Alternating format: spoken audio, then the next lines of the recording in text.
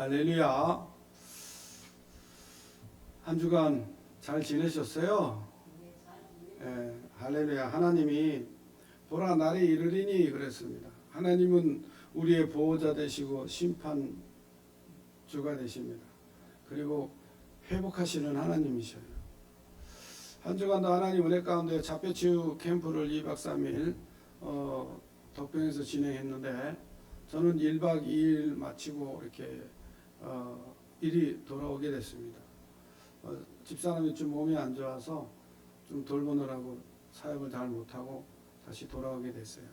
근데 참 코로나 바이러스로 인해서 비대면으로만 하던 이런 사역들을 이제 대면으로 이렇게 하니까 뭔가 어색한 거 있죠.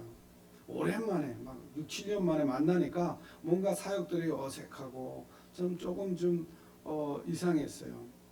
그런데도 정말 약 한 200명 정도가 모여서 자폐 아이들이 한 70명 정도, 그리고 도우미들, 사역자들 해서 한 200명 정도가 모여서 그 2박 3일 동안 아주 은혜 가운데 잘 마치는, 너무나 아이들이 이제 46차니까 지금 거의 뭐 30년 됐어요. 그러니까 아이들이 벌써 어린아이 꼬마였던 7, 8살, 5, 6살 아이들이 이제 30살이 넘어가지고 다 정치들이 막 저보다 더 크고 막 얼마나 어른스러운지 몰라요. 그렇게 힘들게 하고 어렵게 하고 소리 지르고 예배가 안 됐던 아이들이 이제는 예배도 드리고 앞에 나와서 정말 지역별로 교회별로 나와가지고 장기자랑도 하고 찬양도 하고 그런 모습들을 이렇게 보게 됩니다. 하나님의 은혜로 믿음으로 우리가 정말 치유가 되든 안 되든 그 하나님께 맡기고 지속해서 30년을 이렇게 자폐치유 캠프를 해오다 보니까 하나님이 하시는 일들을 이렇게 보게 됩니다. 그들을 살리고 그들을 치유하시는 건 역시 하나님이시기 때문에 오늘도 우리가 하나님의 말씀을 들으면서 정말 치유 역사가 일어나기를 주님의 이름으로 축원드립니다. 왜 그러면 그 말씀을 그 아이들이 계속해서 복음을 듣는 순간에 그 말씀이 그들을 어려움과 고통과 고난 가운데 위경에서 건져내신 것뿐만 아니라 생명의 역사, 능력의 역사, 치유 역사, 사명의 역사를 일으키시잖아요. 그 말씀이 그들을 지혜를 주셔서 그 말씀을 이해하고 깨닫게 하고, 어떤 아이는 막 플루트 불기도 하고, 어떤 아이는 바이올린 키기도 하고, 어떤 아이는 막 큰 드럼을 갖다 놓고 치기도 하고, 그런 역사들이 이렇게 막 일어나기 시작한 거예요. 때로는 불에 넘어지고 물에 넘어지고, 때로는 예배도 못 드리도록 아이가 뛰어다니는 아이들이 안정이 되고 예배를 드리고 또 치유가 되어지고 말귀를 알아듣게 되고, 정말 이런 모습들을 보면서 하나님의 말씀이 살았고 운동력이 있어서 우리 홍가영과 골수와 간절을 찌르고 계시는 그 말씀에 살아 역사하시는 그 증거가 그 아이들을 보면서 깨닫게 됩니다. 진짜 말씀은 살아있구나. 나를 치유하신 하나님이 저 아이들도 치유하고 계시고, 그렇게 안타깝게 여기다 온 부모의 마음도 여유롭게 치유하시고, 절대 정말 떨어져 있지 못했던 아이들을 2박 3일 동안 떨어져서 부모와 자녀들이 별도로 사역을 감당하면서 너무 기뻐하고 감사하는 모습을 보면서 참 말씀은 살아있고 운동력이었고 그 말씀으로 모든 문제가 해결되는구나, 이런 부분들을 보게 되며, 그 말씀의 지속적인 말씀 속에 있음으로 인해서 그들의 삶이 복과 형통함의 역사가 일어나기 시작하고 그들의 삶이 온전케 되는 그런 부분들을 보게 됩니다.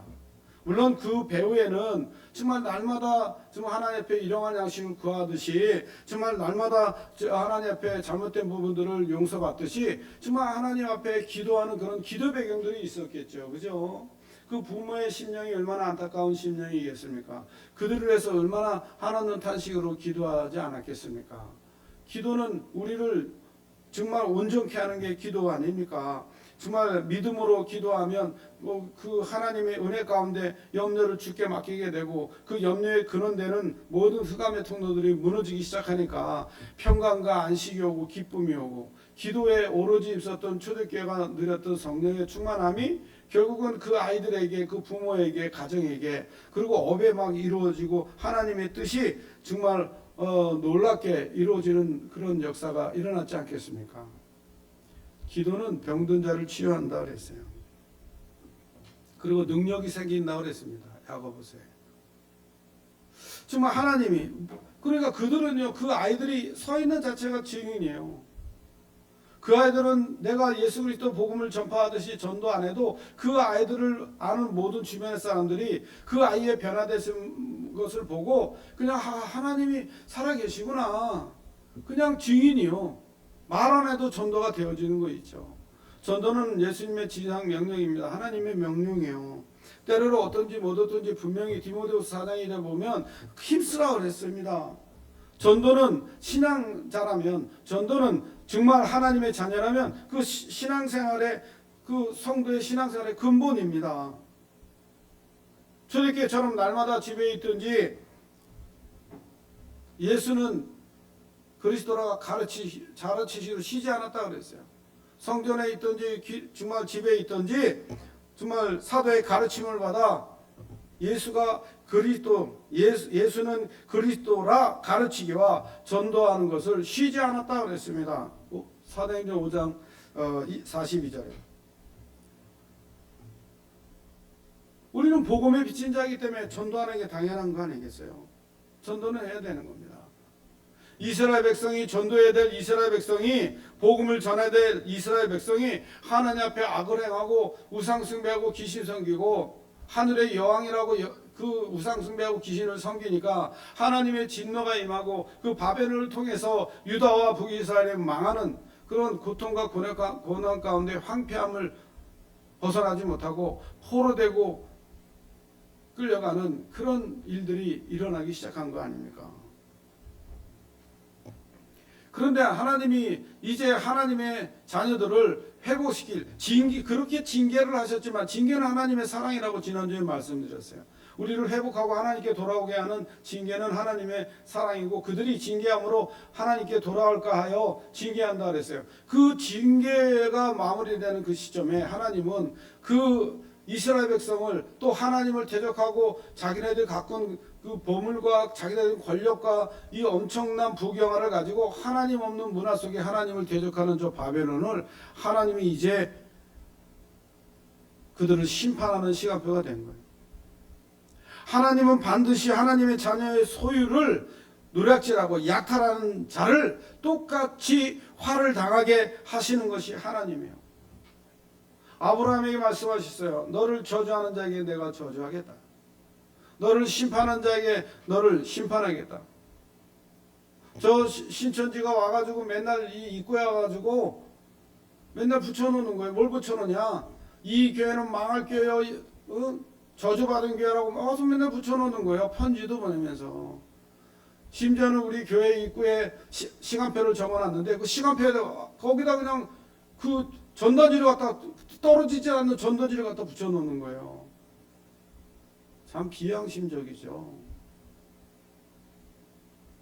그래서 제가 그 자리에 시간표를 붙여놨던, 우리 교회 예배 시간표를 붙여놨던 그 조직의 모임을 붙여놨던 그 자리에다가 이 아브라함에게 주신 창세기 12장 2절 3절의 메시지를 딱 붙여놨어요.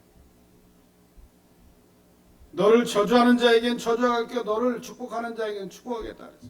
너는 복의 근원이 될지라.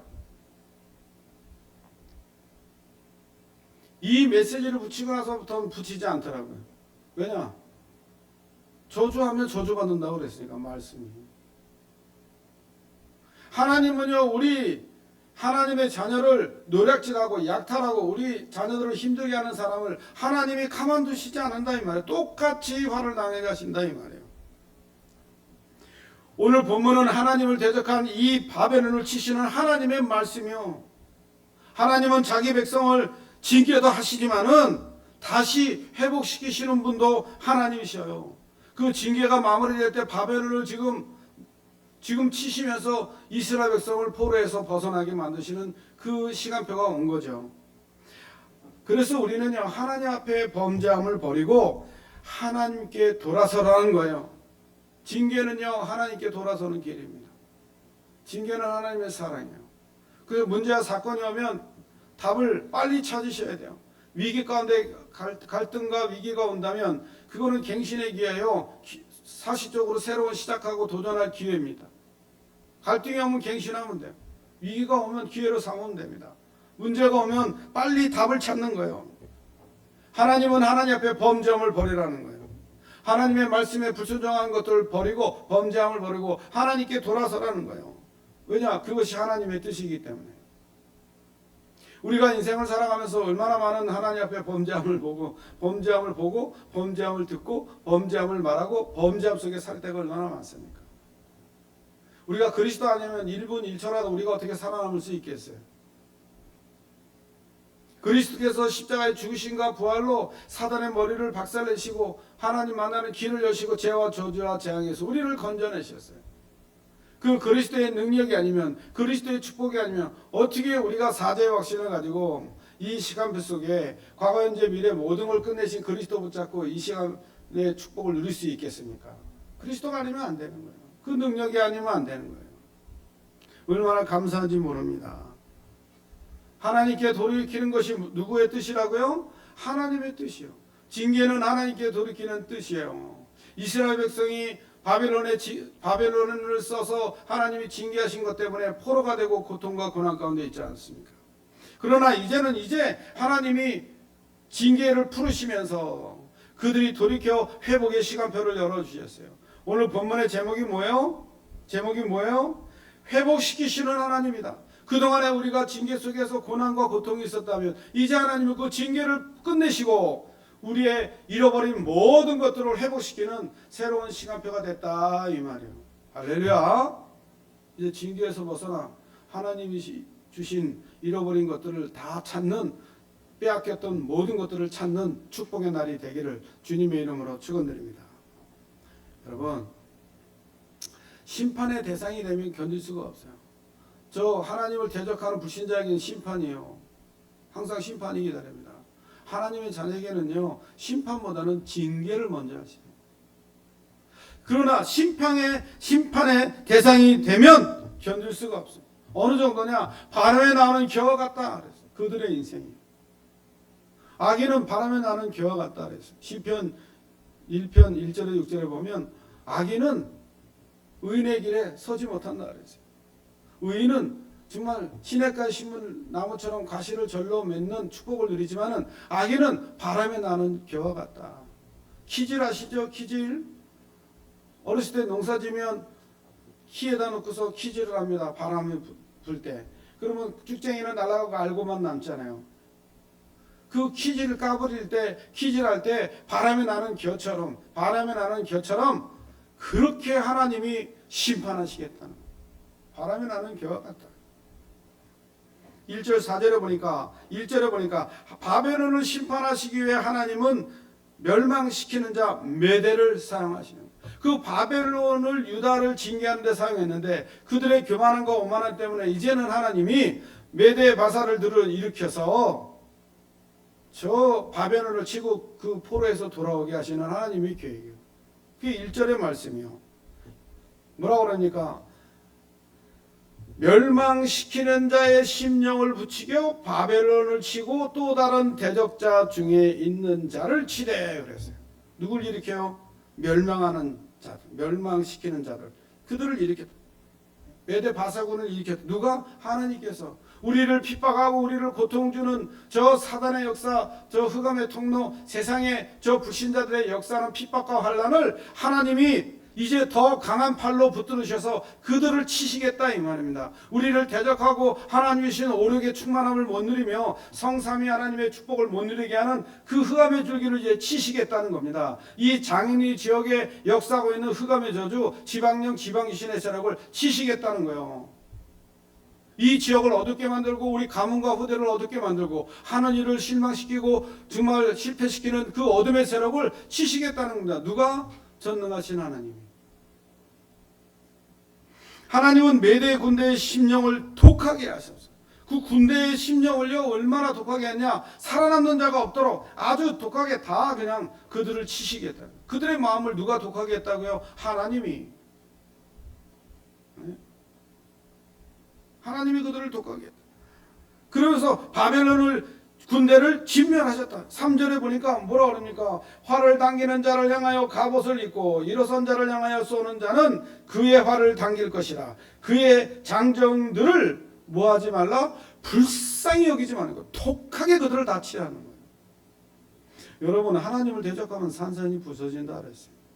하나님은 우리를 대적하고 하나님을 대적하고 우리의 삶을 윤택하게 하지 못하고 하나님의 축복을 누리지 못하고 전도선교 세계복음화에 올인하지 못하게 하는 흑암의 줄기들을 다 초토화시키겠다 이 말이에요. 하나님의 대적은 오만한 자들을 바람에 나는 겨와 같이 만든다 그랬어요. 2절을 보니까 키질하여 그랬어요. 키질하여. 여러분, 악인의 형통을 보면서 낙심하지 마시기 바랍니다. 그들이 잘 되는 건 시간표가 있어요. 악인이 잘 되는 형통함을 보고 낙심하지 마세요. 나를 통해 하나님의 의와 정의가 서도록 분명히 하나님은 하셔요. 나를 통해 그 악인의 삶에 부끄러움을 주고 나를 세워서 약한 자들로 강국을 치는 놀라운 그 응답을 하나님이 우리에게 허락하시죠. 나를 통해서 하나님은 의와 정의가 서도록 하신다 이 말이에요. 여기에 본문에 내가 멸망시키는 자를 일으켜 그랬습니다. 그 메데바사 그 왕 고레스 왕을 들어서 저 바벨론을 바람에 나는 겨와 같이 초토화시켜 버리겠다는 심판을 비유하셨어요. 고레스 왕 참 그 얘기를 하면 깁니다. 고레스 왕의 그 메데바사의 그 왕자가 아니고 공주의 아들이요. 그 예언자들이 그 공주의 아들이 이 나라를 주권자가 되고 왕이 된다니까 그 왕인 아버지가 공주의 그 자녀를 낳자마자 죽여버리라 그래요. 그런데 그 산파가 그 아이를 살려냅니다. 근데 놀랍죠. 그렇게 산골 시골의 부부에서 자란 이 고레스가 왕이 되고 군대를 일으켜서 저 바벨론을 초토화시키고 유다 민족을 진짜 포로에서 벗어나게 한다니까. 하나님은 그렇게 하신다니까. 우리가 힘과 연약함과 부족함과 가진 거 없고 할 거 없으면 저 불신자를 들어서라도 하나님은 모든 문을 여시고 하나님의 사역을 하도록 하나님이 감당케 하신다니까. 할렐루야. 이런 축복의 날이 임한 줄 믿습니다. 우리를 대적하는 모든 흑암의 저주가 완전히 무릎 꿇는 날이 되기를 주님의 이름으로 축원드립니다. 왜 그러냐? 모든 인생은 7절에 보니까 티끌과 같다. 악한 자도 하나님의 손에 있어요.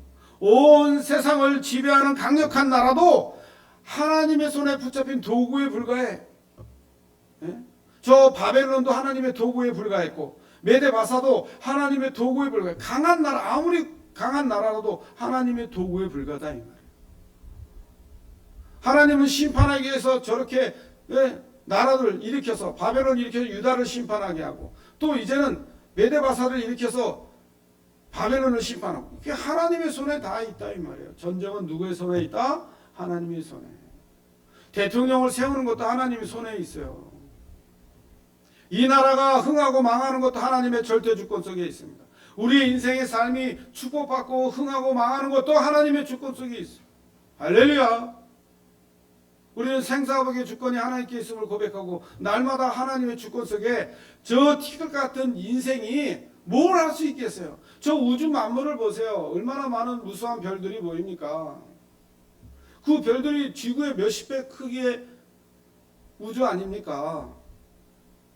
그러면 우리나라는 그 우주 전체에 떠 있는 그런 우주 공간에 있는 별들보다 우리나라는 정말 티끌처럼 보이는 거예요. 그런데 그 티끌같이 보이는 지구 속에 나는 점보다 못한 그 지구가 티끌인데 나는 그럼 가치가 뭡니까 도대체? 티끌보다 못한 나잖아요. 우리의 삶이 아무리 권력이 있고 명예가 있고 정말 권력을 가져도 티끌보다 못하다 이 말이에요. 먼지에 불과하다 이 말이에요. 눈에 보지 않는 미세먼지보다 못하다 이 말이에요. 우리 인생이 그렇다 이 말이에요. 그런 인생이 하나님을 대적하고 하나님께 까불고 하나님 앞에 온전히 순종하지 못한다면 당연히 그 티끌도 못하는 그 인생이 어떻게 살아남을 수가 있겠어요? 세상을 지배하고 군림해도 하나님 앞에서는요 하루살이 같은 인생이에요. 그러니까 잘 먹고 잘 살아도요 없고 못 살아도 다 하나님의 능한 손 안에 있어요. 여러분 거기에 낙심할 필요도 없고 거기에 교만하고 오만할 필요도 없습니다. 우리는 겸손하게 하나님의 말씀을 순종하고 하나님의 뜻을 위해서 저 죽어가는 영혼들을 살리고 세계보에 방에 맞추고 살면 돼요. 할렐루야. 그러기 위해서는 예배를 놓쳐서는 안 돼요. 강단 말씀을 놓쳐서는 안 돼요. 전체 흐름의 메시지를 놓쳐서 안 됩니다. 전 세계 1천망대를 세우고 전 세계 복음화를 위해서 2,3,7억 5천적 살리고 치유하고 대를 서비스를 세운 일에 우리가 정말 방향 맞추고 가고 있지 않습니까? 누가 뭐래도 우리 치유 성전을 건축하고 치유 집중시설을 열어서 매일 치유 캠프가 일어나도록 하나님은요 우리에게 뭐라고 말씀하시냐? 세상을 지배하는 그 7절에 보니까 뭐라고 얘기합니까? 바벨론은 여호와 안에 잡혀있는 온 세계가 취하게 하는 금잔이라. 금잔이라 표현한 건 뭐예요? 하나님의 진노를 의미하는 거예요. 그러면서 뭐라고 합니까? 민족이 그 포도주를 마심에 미쳤도다. 그 여호와의 수중에 있다. 여호와의 손에 잡혀 있다. 여호와 손에 잡혀 있어. 여호와의 수중에 있다. 옛날 성경은 여호와의 손에 잡혀 있다. 그 뭐요? 유다와 범죄한 열방의 심판의 도구로 하나님이 그 사용했던 바벨론을 붙잡고 있다. 바벨론. 여호와 손에 잡혀 있어. 그랬거든. 그 여호와의 수중에 있다. 유다의 범죄와 그리고 열방의 심판을 하는 도구로 바벨론을 사용하셨다 이 말이에요. 진노의 잔이라. 하나님의 진노라. 금잔이라. 취하게 하는 금잔이라. 온 세계 취하는 금잔이라. 민족이 그 포도주를 마심으로 미쳤도다 그랬어요. 여러분 우리 인생은 티끌보다 못한 인생이에요. 티끌보다 못한 인생이 뭘 서로 네가 잘나니 내가 잘나니 내가 높으니 내가 낮니 내가 가진 게 있니 없니 할 거 없다 이 말이에요. 하나님 앞에 순종하고 하나님 앞에 서서 하나님의 뜻을 이루는 귀한 축복을 누리길 주님의 이름으로 축원드립니다. 티끌과도 못한 존재가 뭘 이렇게 뭐 자랑스럽게 뭘 하겠다고 할 게 없다 이 말이에요. 세 번째로는요. 하나님은 그러나 하나님의 자녀를 버리시지 아니한다. 5절 10절 보니까 하나님의 자녀는 하나님이 버리시지 징계를 하시지만 포로 속에서 고통을 받고 있지만은 하나님은 그들을 살려냅니다. 요셉 보세요. 요셉이 노예로 팔려갔지만 그를 형통한 자가 되고 그 다음에 애굽의 총리가 돼서 이스라엘 애굽 복음화의 큰 역사를 일으키지 않습니까? 하나님은 노예의 시간표가 있고 감옥에 가는 시간표가 있다면 총리의 시간표도 있다는 거예요. 하나님은 하나님은 절대 어떻게 하신다? 버리시지 아니하신다. 저 애굽에 노예됐던 이스라엘 백성을 40년 동안 아니죠. 200년 동안 노예 생활을 하고 정말 80세 된 모세를 들어가지고 그 지도자가 태어난 그 시간표 속에 그 피해자의 비밀 가지고 그 문설주 문방에 피 바르는 날 그들이 애굽에서 노예 생활에서 벗어나잖아요. 그렇죠? 하나님은 하나님의 자녀를 절대 버리시지 않아요. 절대 버리시지 않아요. 여러분이 어렵고 힘들다고 해서 그 나를 버리셨다 생각하지 마십시오. 하나님은 하나님의 주권 속에 나를 성전 쌓고 나와 함께 하시면서 영원한 천국의 생활을 비밀을 누다가 영원한 천국 저 행복의 축복 속으로 들어가는 거예요. 행복한 삶 사시기 바랍니다. 그리스도 때문에. 자, 하나님의 자녀를 버리시지 않으셔요. 이스라엘과 유다는 하나님을 거역함으로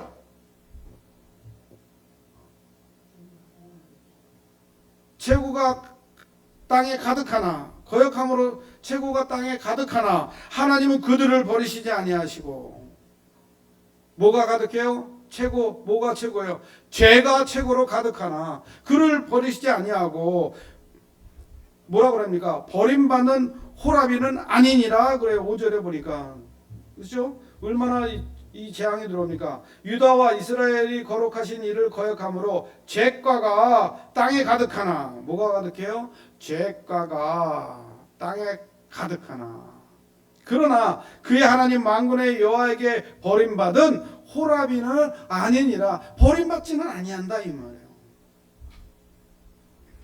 그래서 유다의 백성을 본토로 돌려보내심은 그들이 하나님의 백성임을 잊지 말라는 거예요. 하나님이 징계 속에서 저 포로 속에 있었지만 하나님을 그들을 다시 포로 생활에서 유다로 보내시면 내가 너희 하나님이야. 너희들이 세상과 권력과 명예와 물질과 금은보화 이런 거 믿고 살지 마. 내가 하나님이야. 내가 너희 하나님이야. 내가 너희 아버지야. 이거 말하시는 거예요. 징계를 통해서. 그 문제가 오고 징계가 오면 빨리 돌이켜야 돼요. 하나님 아버지 알았습니다. 하나님 나의 하나님 나의 아버지 제가 인정합니다. 빨리 무릎 꿇어야 돼요. 그러면 빨리 회복되는 거잖아요. 무릎 꿇지 않고 버틴게다 보면 이제 고난 받는 거예요. 우리 집사람이요 항상 제가 얘기합니다. 당신 자꾸 이렇게 하면 당신 나중에 막 힘들어. 그러지 말고 이렇게 해. 그러면 이 사람마다 고집이 있잖아요. 고집이 있어. 자기 뜻이 옳다고 이거를 굽히잖아. 그럼 가만 놔둬요. 그럼 가만 놔두면 어쨌든 하나님의 그 집사람을 깨닫게 해서 여러 사건과 문제가 오게 되고 깨닫게 하신다니까. 아니 왜 이왕이면 고난받고 깨닫습니까? 하나님 은혜 속에 깨달아야지. 그렇죠?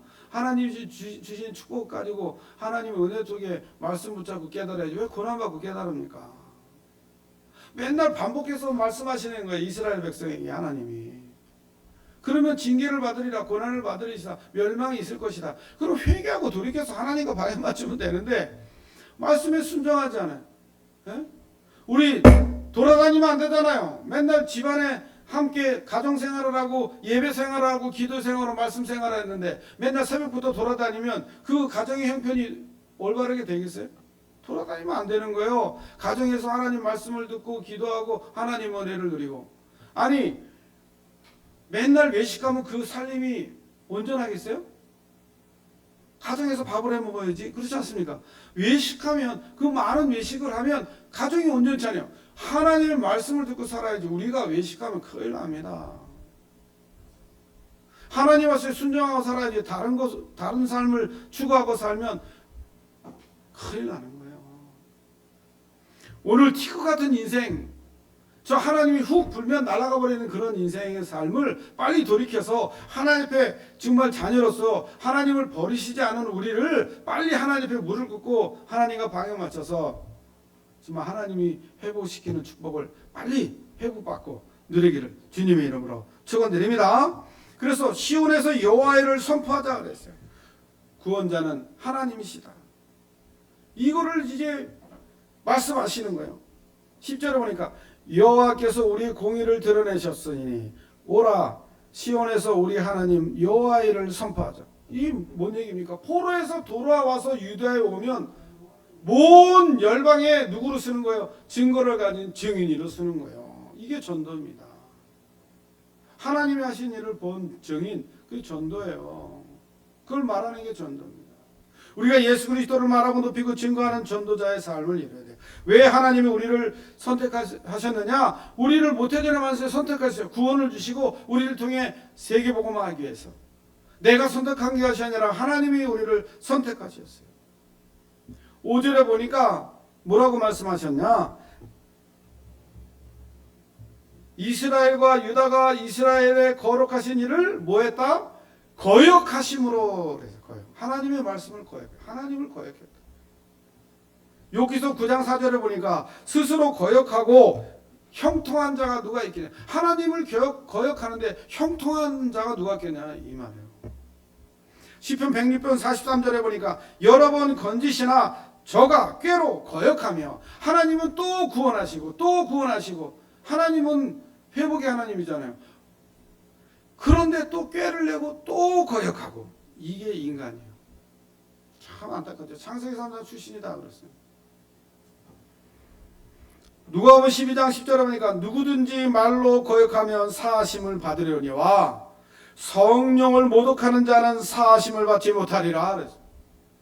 아나니아 사피아가요 하나님 말씀에 말로 거역한 게 아니라 성령을 회복해서 쌍묘의 비극이 났어요.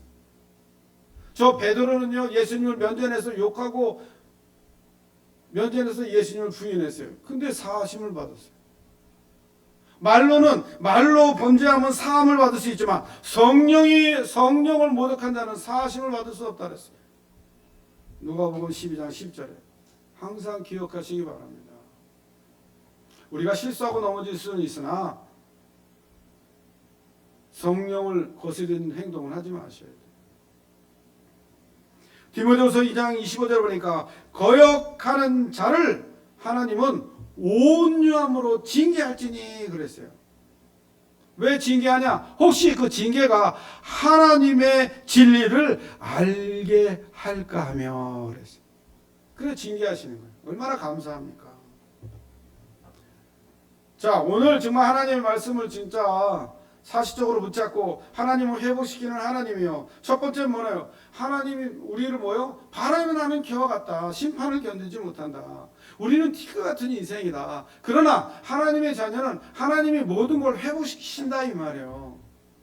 결론적으로 죄악이 관영한 이 세상에서 하나님께 돌이켜라 이 말이에요. 그게 5절에서 9절이에요. 이 죄악이 관영한 이 세상에서 하나님께 돌이키라, 하나님 앞에 나오라 이 말이에요.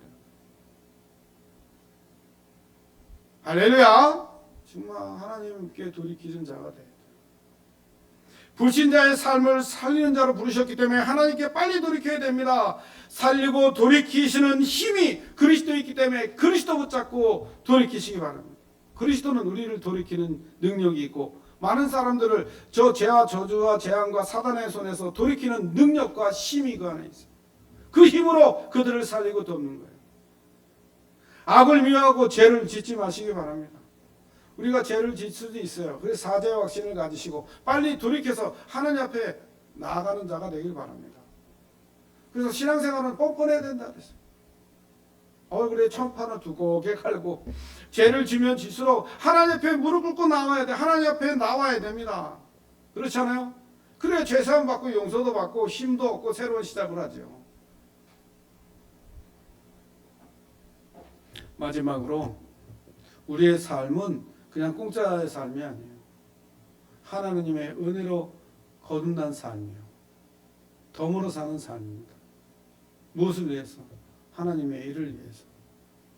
그래서 우리 성도 모든 성도님들은 하나님의 일을 선포하는 전도자의 삶에 내 시간과 내 삶과 생명조차 아끼지 않았던 그 바알과 같이 모든 걸 드릴 수 있는 그런 전도자의 삶을 정말 회복하고 사셔서 하나님의 형통한 자가 누렸던 그 요셉과 같은 응답을 누리기를 주님의 이름으로 축원드립니다. 살아계신 하나님 감사합니다. 부족하고 연약한 저희들에게 모든 것을 회복시키시는 하나님 은혜를 찬양합니다. 오늘도 바람에 나는 겨 같은 인생, 모든 인생은 티끌과 불과하다는 그 인생에서 하나님 자녀로서 버리지 않는 보장된 인생으로 하나님 바꿔주셨으니 이제 남은 생에 전도 선교 세계복음 올인하는 증인의 축복을 누릴 수 있도록 주께서 친히 역사해 주시옵소서.